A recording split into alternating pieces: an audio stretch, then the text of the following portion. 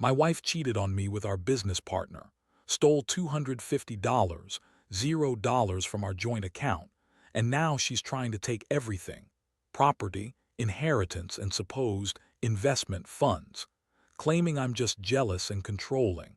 But I just found out she's been secretly selling our family home and hiding the money in her sister's name. I never thought I'd be the guy sitting here, writing about how I found out my wife was cheating on me with our business partner and stealing from us. Honestly, I thought I knew everything about Sarah. She was supposed to be my rock, the one person I could trust completely. But all of that shattered in one night, and I'm still trying to piece together how I missed all the signs. It started a few months ago. At first, I noticed she was acting a little distant, more interested in her phone than in me. She'd stay late at work, but I'd catch her sneaking calls in the bathroom or leaving her phone in the car when she went out. Small stuff, I thought, maybe work stress, maybe just a phase. But then she started spending a lot more time with our business partner, Mark. They'd have these secretive meetings, and I'd overhear her laughing at her phone, whispering in a way that made my stomach turn. It wasn't just that she was spending time with him. It was how she looked at him, like she was in love, or at least pretending to be. And I caught her in a few lies. She'd say she was at dinner with friends, but her stories didn't add up. Her phone logs showed she was texting Mark late into the night, even when she told me she was asleep. I brushed it off, tried to ignore it, but deep down I knew something was wrong. Then came the day I found the evidence that hit me like a punch in the gut. I was going through our joint bank account online, something I did occasionally for peace of mind, and I saw an unusual transfer. It was for $250, $0 just gone. I froze. I couldn't believe my eyes. That kind of money. It wasn't just a mistake or a small withdrawal. It was a full-on theft. I immediately checked the account details, and it was linked to a series of secret transactions, money moving into her sister's name, under a different account. I didn't even know she had a sister, let alone that she was involved in this. My mind raced. I sat there staring at the screen, trying to process what I was seeing. That money was supposed to go into our investments, our future, our kids' college fund. Instead, it was vanishing, and somehow she was behind it. I felt sick, angry, betrayed all at once. I knew I had to confront her, but I didn't even know where to start. How do you accuse the woman you loved of stealing your life savings? How do you even begin to process that she's been cheating on you with your business partner all this time? I waited for the right moment, but of course, she sensed I was upset. That night she came home late, smelling like perfume and something else, guilt maybe. She was bitchy, defensive, trying to brush off my questions. "You're just paranoid," she snapped. "You always think I'm cheating because you don't trust me. Maybe you're the one with the problem, not me." That was her go-to excuse, claiming I was controlling, jealous, insecure. But I wasn't born yesterday. I knew better. I knew she was hiding something, and I was starting to see the cracks in our marriage that I'd ignored for too long. By the time she was lying her way out of it, I felt a strange mixture of heartbreak and rage. How could she do this? How could she lie so effortlessly, steal so much, and still look me in the eye? I wanted to believe she'd change, that it was just a mistake, but deep down I knew I wasn't going to get that. The trust was gone. And now I was left staring at the wreckage of a life I thought I knew, wondering how I was going to pick up the pieces. After that night, everything changed. I couldn't sleep, couldn't eat. Every time I closed my eyes, I saw her face, defiant, lying through her teeth, and the image of that bank statement burned into my mind. I kept asking myself how I missed the signs, how I didn't see it coming. She had always been so convincing, so charming when she wanted to be. But behind that, I realize now, she was a master at hiding her true intentions. The next morning, I decided I had to get to the bottom of this. I started digging into everything I could find: her phone, her emails, bank statements. I wanted to know just how deep this betrayal went. It wasn't just about the money anymore. It was about the lies, the deception, the fact that she had been sneaking around with Mark, our business partner, for months, possibly longer. It all fit together now. The late nights, the secret meetings, her nervousness when I'd get near her phone. I found out she'd been selling off parts of our family home. That's right. While I thought she was out buying new clothes or meeting friends, She was secretly converting our assets into cash and not for any legitimate reason. She claimed she was investing in new opportunities, but I found out she was moving the money into her sister's account, an account I didn't even know existed. When I confronted her about the house, she just shrugged and said I was being paranoid, that I was jealous and controlling. That's her favorite line: deny, lie, gaslight. But I wasn't falling for it anymore. The emotional toll was brutal. I felt like I was losing my mind. How could she do this to me, to us? I loved her. I trusted her. We built a life together, and now I was learning she had been secretly stabbing me in the back the entire time. It was like discovering I'd been living with a stranger, a thief and a cheat. I was furious, but underneath the rage there was this deep, aching sadness. I thought about all the times we had shared, vacations, family dinners, nights talking about the future, and how she was using all of that to hide her lies. I decided I couldn't just let this slide. I needed proof, a way to confront her with everything laid out in front of her. I secretly installed a tracking app on her phone just to see where she was going. I also hired a private investigator to follow her for a few days. It was a risky move, but I needed clarity. I couldn't keep living in this fog of betrayal. When I saw the footage, it confirmed everything. She was meeting Mark at a hotel, sneaking into his place, sometimes late at night. They were more than just business partners. They were lovers. That moment hit me like a ton of bricks. I had been naive, trusting her blindly, and now I saw the truth. She was not only stealing from us, but also betraying me in the worst way possible. I felt the full weight of her lies crushing down on me. I thought about all those nights I'd begged her to talk about her problems, all the times I tried to be supportive. Meanwhile, she was out having sex with our business partner, secretly selling our property and hiding her money. It all felt surreal. I knew I had to confront her again, but this time I was prepared. I sat her down that afternoon, showed her the evidence, the bank transfers, the hotel footage, the secret accounts. Her face blanched and she started to stammer. She tried to deny everything at first, but I cut her off. I told her I knew about the affair, the theft, the house sale, everything. Her reaction was classic: denial, tears, then anger. She called me jealous, controlling, insecure. Said I was overreacting, that she loved me but was just trying to find herself. That's when I realized her lies had no end. She was a master manipulator, and I was just another pawn in her game. But I also realized I could stay silent anymore. I had to decide what to do next, how to protect what was left of my sanity and my future. The betrayal was so deep, it felt like my entire world was crumbling around me. I was hurt, angry, betrayed, but I also knew I had to take control of the situation before she took everything: our property, our inheritance, our life savings. I couldn't let her keep lying and stealing, not anymore. After confronting her with everything I had uncovered, Sarah's reaction was nothing short of infuriating. She looked at me with those cold, calculating eyes and tried to turn the tables. "You're just jealous," she spat, her voice dripping with contempt. "You're controlling, insecure. I've done nothing wrong. You're paranoid and possessive, that's all." She was good at spinning her lies, spinning her story, but I wasn't buying it anymore. I saw her for what she really was: a liar, a thief, and someone willing to destroy everything for her own selfish gain. That night I couldn't sleep. My mind was racing, replaying every moment, every lie, every betrayal. I felt so stupid for trusting her for so long. How did I miss all the signs? How did I not see the signs of her cheating, her stealing, her deception? The emotional pain was overwhelming. I felt a mixture of sadness, anger, and pure rage: rage at her, rage at myself for not noticing sooner, rage that I had let someone I loved do this to me. I started thinking about what I needed to do next. I couldn't just let her walk away with everything: our house, our savings, the inheritance we'd been saving for years. She was claiming I was just jealous and controlling, but I knew the truth now. She was trying to sell our family home behind my back, hiding the money in her sister's name and lying about her whereabouts. I had to act fast. I contacted a lawyer immediately. I needed to get a hold of the legal documents, stop her from selling the house, and freeze the accounts where she was hiding the money. I also reached out to the bank to flag suspicious activity.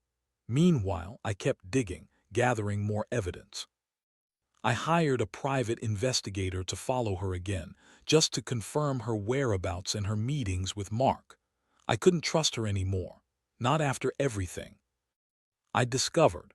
The more I looked into it, the more I realized how deep her deception went. She had been secretly selling off parts of our property, our family home, the inheritance, everything. She claimed she was investing in some new startup, but I found out she transferred the money into her sister's account.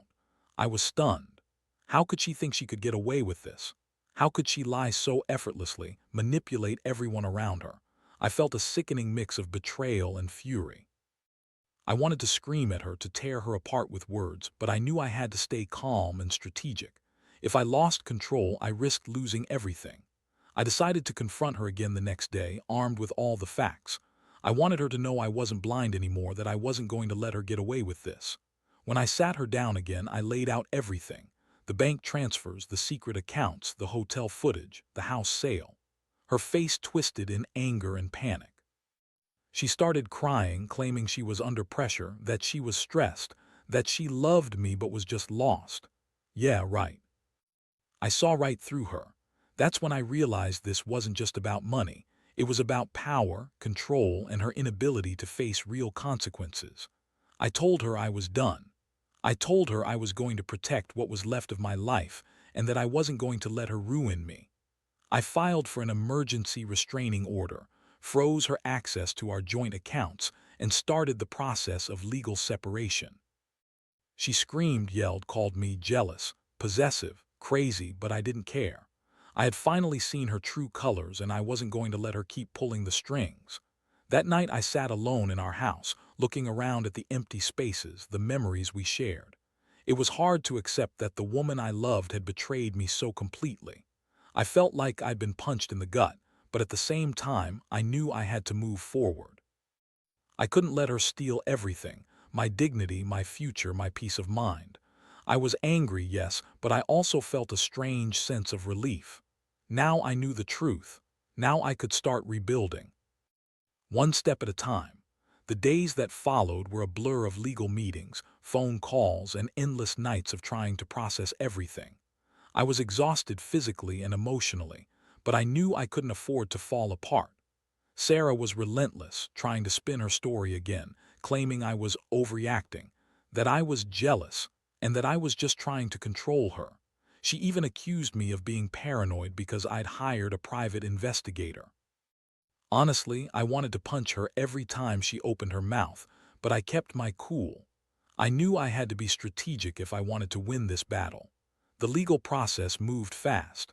I had to get a court order to freeze her accounts, stop her from selling any more property, and prevent her from taking any more money.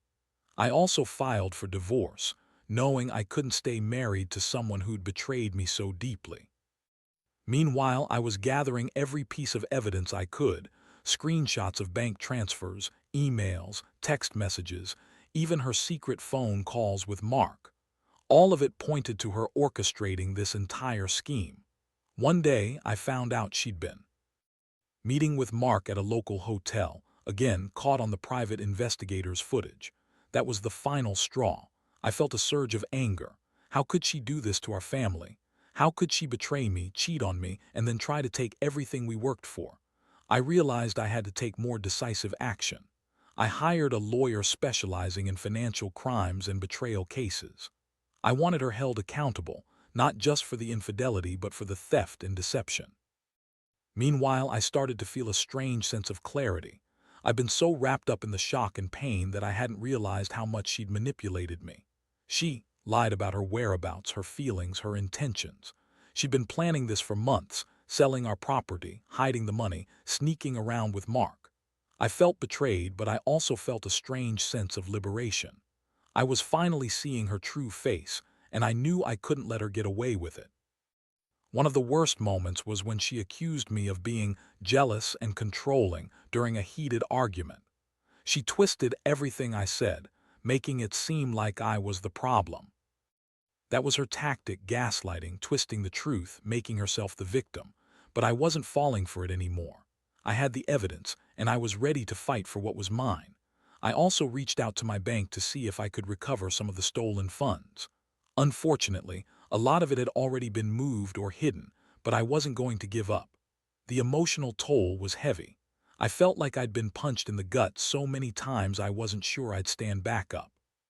But I kept telling myself I had to be strong for me, for my kids, for what little hope I had left of rebuilding my life. I started seeing a counselor to help process the betrayal and the anger.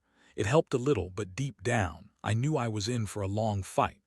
I also started planning my next moves. I wanted full custody of my kids, who were innocent in all this mess. I wanted to rebuild my life, to regain control of what she was trying to steal from me. I knew I had to be smart, patient, and relentless if I was going to come out of this with some semblance of peace. The biggest lesson I learned is that trust is fragile, and some people are better at hiding their true selves than I ever imagined. I was hurt, betrayed, and angry, but I was also determined. I wasn't going to let her win, not without a fight. The legal battles dragged on, and every day felt like a new assault on what little stability I had left. Sarah was relentless, trying to manipulate the situation, claiming I was just jealous or trying to control her, as if her stealing our money, cheating, and secretly selling our house were innocent mistakes. I couldn't believe how far gone she was, spinning her lies with such ease. But I had enough evidence now, bank statements, hotel footage, her own messages, that I knew I had her cornered. One day I sat across from my lawyer going over the latest updates. We had filed for a full financial settlement, demanding the return of the stolen money or at least the equivalent value. The judge had granted a temporary restraining order, freezing her assets, which she was furious about. She called me possessive and paranoid, but I knew I was doing what I had to do to protect what was left of my life. I'd also started the process of reclaiming our property, preparing to fight her for the house and anything else she was trying to sell. I reached out to a forensic accountant to dig into her financial records. The more they uncovered, the worse it looked. She moved the money into her sister's account, transferred assets into fake companies, and even tried to open new accounts under different names. It was a web of lies and deception, and I was slowly unraveling it all. I couldn't help feeling a mixture of disgust and disappointment, disgust at her lies and disappointment in myself for not seeing it sooner. Meanwhile, I kept my distance from her. She tried to get close, to manipulate me into dropping the case, but I stayed firm. I knew her game now, and I refused to be played. I also started reconnecting with friends and family who had been worried about me. They told me I was strong, that I'd get through this, but honestly, some days I felt like I was barely holding on. The pain of betrayal is like a wound that keeps bleeding, and I had to keep patching it up every day. One of the most shocking moments came when I discovered she'd been secretly selling parts of our family heirlooms, things I thought were priceless, sentimental pieces handed down from my grandparents. She'd been pawned or sold, and I only found out because I tracked the transactions. That's when I realized she was willing to destroy everything. Our home, our history, our future, all for her own greed and selfishness. It was like watching the life I built crumble piece by piece. Despite all this, I knew I had to stay focused. I filed for full custody of my kids, making sure they'd be protected from her chaos. I also started therapy to help me process the betrayal, anger, and heartbreak. I couldn't let her control my emotions anymore. Every day was a struggle, but I had to remind myself that I deserved better, that I could rebuild from this mess. Looking back, I realize I learned a lot about trust, betrayal, and resilience. I thought I knew her, but she was hiding a different person behind that pretty face, someone capable of lying, stealing, and cheating. I'm still in the thick of it, fighting to get my life back, but I refuse to let her win. I'm angry, yes, but I'm also determined. This isn't the end, it's just a brutal chapter in what I hope will be a better story ahead. The court dates kept coming, and with each one, I felt a mix of relief and exhaustion. I'd managed to get the judge to freeze her assets, stop her from selling any more property, and secure temporary custody of the kids. But the fight wasn't over yet. Sarah was stubborn, manipulative, and she still refused to admit any fault. Every hearing was a war of words, accusations flying back and forth, but I held my ground. I knew what she was capable of, and I wasn't going to let her destroy what little stability I had left. One day, I got the final ruling. It wasn't perfect. She'd managed to hide some of the money and her lies had complicated things. But I was awarded a significant portion of the stolen funds, and the court ordered her to return the house. The moment I heard the news, I felt a wave of relief wash over me, mixed with the bitter taste of what I'd lost. But I also felt hope that I could finally start putting this nightmare behind me. The aftermath has been brutal. Sarah moved out, taking her lies and her greed with her. I've been working tirelessly to rebuild my life, focusing on my kids, my career, and myself. I've learned the hard way that trust is fragile, and sometimes people will do anything for money, even the ones you love. But I've also discovered that resilience is stronger. No matter how deep the betrayal, you can pick yourself up if you're willing to face the truth and fight for what's right. I've come to realize that revenge isn't about hurting her back. It's about reclaiming your own sense of justice and dignity. I wanted her to feel the weight of what she did, but more than that, I wanted to restore my sense of self. I've learned to be cautious, to trust my instincts, and to never ignore the small signs of deception again. Now, I focus on healing. I invest in therapy, reconnect with friends, and cherish every moment with my kids. I don't know what the future holds, but I do know that I'm stronger than I thought. I hope sharing my story might help someone else who's going through similar betrayal. Trust your gut, document everything, and don't be afraid to fight for what's yours. Because, in the end, justice isn't about revenge. It's about reclaiming your life and peace of mind after someone tries to take it all away.